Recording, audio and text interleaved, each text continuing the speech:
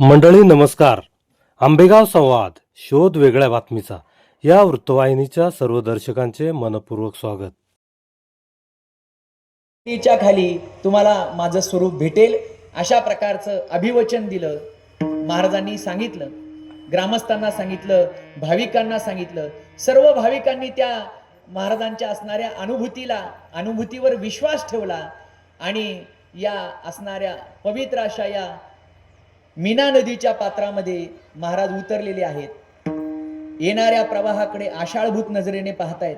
माझा देव येणार आहे, त्याने मला शब्द दिलेला आहे आणि त्याचा शब्द कधी अनाठाई ठरणार नाही. अंतकरणामध्ये दृढ विश्वास असला ना, विश्वास तो करी स्वामीवरी सत्ता. आपण विश्वासच ठेवत, आपली निष्ठा नाही, मग आपली निष्ठा निष्ठी लक्षात ठेवा. आपण फार दृढ विश्वासाने निष्ठेने देवाची सेवा करत नाही, पण लखोजी महाराजांच्या अंतकरणामध्ये तो दृढ भाव होता की माझा भगवान परमात्मा मला भेटणार, त्याने शब्द दिलेला आहे, तो दर्शन देणार, तो प्रगट होणार. आणि त्या जळत्या पेंडीच्या खाली साक्षात भगवान नरसिंह प्रगट झालेले आहेत. जसं प्रल्हादासाठी प्रल्हादाकारणे स्तंभी अवतार केला, विदारोनी दैत्य प्रेम पान्हा पाजिला.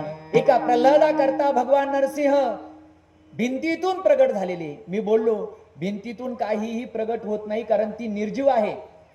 कदाचित झाडातून झाले असते तर झाडामध्ये सजीवता आहे, पण निर्जीव असणाऱ्या भिंतीतूनही भक्ताच्या इच्छे खातर भगवान परमात्मा प्रगट झाले. तसे लखोजी महाराजांकरता भगवान नरसिंह त्या ठिकाणी वाहत्या पाण्याच्या प्रवाहामध्ये जळत्या पेंडीखाली सापडले. आणि ते सापडले म्हणून खऱ्या अर्थाने आपण इतकं देखणं रम्य मंदिर या ठिकाणी बांधू शकलो. लक्षात ठेवा, आम्ही काही ठिकाणी जातो तर काही माणसांचे गोड स्वभाव असतात, आम्ही त्यांच्या स्वभावाच्या प्रेमात पडतो. काही गावांमध्ये गेलो, लक्ष्मण महाराज किती गाव खूप सुंदर असतं, त्या गावातली माणसं खूप चांगली असतात, आम्ही त्या माणसांच्या प्रेमात पडतो. आणि प्रमोद महाराज, काही गावांमध्ये मंदिरं इतकी सुंदर असतात की ती मंदिरं पाहिली की आम्ही त्या मंदिराच्या प्रेमात पडतो. त्यापैकी आपलं गाव विठाला. मग काय झालं, त्यांना ज्वर झाला, म्हणजे ताप आला. इतका ताप आला की सगळं अंगामध्ये जणू काही शक्तीच राहिली नाही. अशा परिस्थितीमध्ये स्वतः लखोजी महाराजांना प्रश्न पडला की आता माझ्या देवाची वारी चुकती का काय.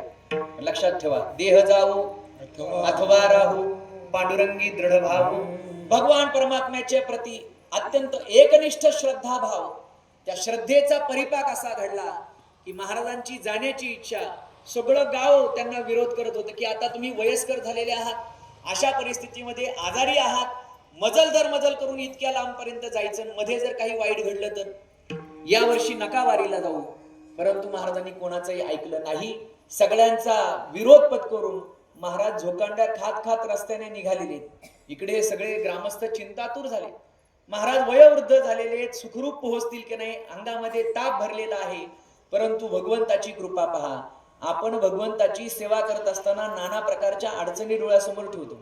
महाराज आलो असतो, पण तुम्ही 5 वाजता कीर्तन ठेवलं, 5 वाजता कीर्तनाला वेळ कसा मिळेल, घरी म्हणजे गायांच्या धारा काढायच्या, अनेक कामं, कसं येणार आम्ही. लक्षात ठेवा, पारमार्थिक कार्य करत असताना आपण अनेक अडचणी समोर मांडतो आणि संसारामध्ये किती अडचणी आल्या तरी सुद्धा उपाय शोधण्याचा प्रयत्न करतो. विठाला करीसी प्रपंच दिनऋषी.